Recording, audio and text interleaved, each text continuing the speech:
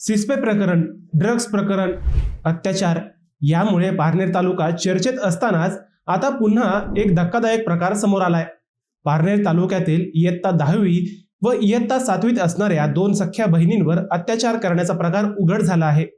Parner police ठाण्यात या मुलींच्या आई व वडिलांनी 2 वेगवेगळ्या तक्रारी दाखल केल्यानंतर या प्रकरणाला वाचा फुटली। मोठ्या बहिणीवर अत्याचार तर लहान बहिणीचा विनयभंग करण्याचा प्रकार तब्बल 7 जणांनी केलाय। याबाबत 2 स्वतंत्र गुन्हे दाखल करण्यात आले असून पोलीस या टोळक्याचा शोध घेत आहेत। नेमकं काय आहे हा प्रकार हेच आपण या व्हिडिओतून पाहणार आहोत। नमस्कार, मी अजय आणि आपण पाहत आहात अहिल्यानगर लाईव्ह 24, नगरी घडामोडींचं परफेक्ट ॲनालिसिस। पीडित दोन्ही बहिणी या पारनेर तालुक्यातील एका शाळेत शिकतात। त्यापैकी मोठी बहीण ही इयत्ता 10वीत असून ती 15 वर्षांची आहे, तर लहान बहीण ही 13 वर्षांची असून ती इयत्ता 8वीत आहे। या पीडित मुलींच्या आईने पहिली फिर्याद दिली, ती अगदीच धक्कादायक आहे। फिर्यादीत म्हटले आहे की 9 मार्चला त्यांच्या दोन्ही मुली दुपारी 4:30 वाजता घरी आल्या। शाळा सुटून बराच वेळ झाला व मुली आत्ता घरी आल्याने या मुलींच्या आईला संशय आला। त्यांनी त्यापैकी लहान मुलीला विश्वासात घेऊन तुम्ही कुठे गेल्या होत्या अशी विचारणा केली। तेव्हा या लहान मुलीने तिच्यासोबत घडलेला सगळा प्रकार आईला सांगितला। लहान मुलीसोबत 2 मार्च पासून हा राक्षसी प्रकार सुरू होता। 2 मार्चला दुपारी 1 वाजता शुभम अल्हाट हा या मुलींच्या घरासमोर आला। तुझे फोटो माझ्याकडे आहेत, तू जर मला मंदिरात भेटली नाही तर मी ते फोटो व्हायरल करील अशी धमकी शुभमने या मुलीला दिली। शुभमच्या धमकीला घाबरून ही मुलगी त्याला भेटायला मंदिरात गेली। मंदिरात गेल्यावर शुभमने या मुलीचा विनयभंग करत फोटो काढले।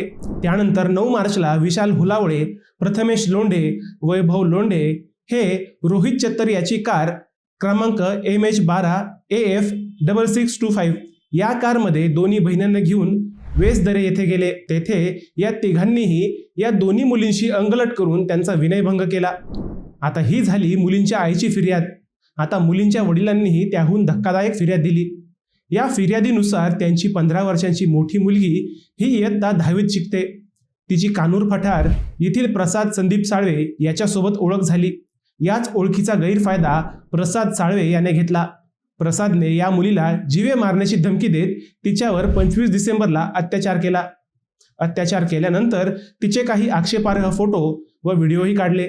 या अत्याचाराबाबत घरच्यांना काही सांगितले तर तुला मारून टाकीन अशी धमकी दिली। त्यानंतर प्रसादने या मुलीसोबत ठेवलेल्या संबंधाचे तेच फोटो व व्हिडिओ आपला मित्र अनिल उर्फ गुंड्या किशोर साळवे याला दाखवले। त्यानंतर गुंड्याने या मुलीला ब्लॅकमेल केले।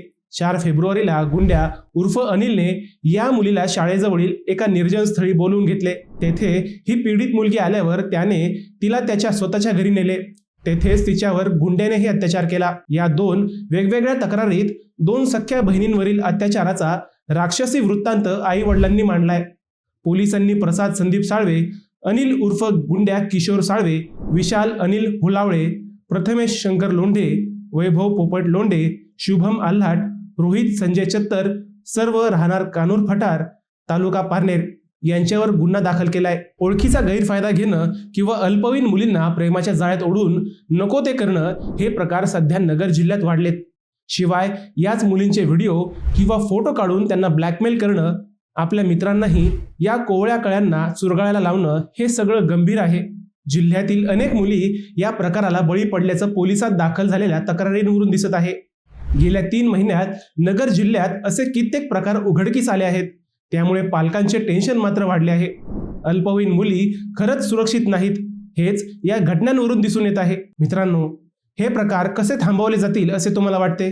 तुमचं उत्तर आम्हाला कमेंट करून नक्की कळवा। शिवाय व्हिडिओ आवडला असेल तर चॅनलला सबस्क्राईब करून व्हिडिओला लाईक करायला विसरू नका। पुन्हा भेटूयात नव्या विषयावर, तोपर्यंत सप्रेम नमस्कार।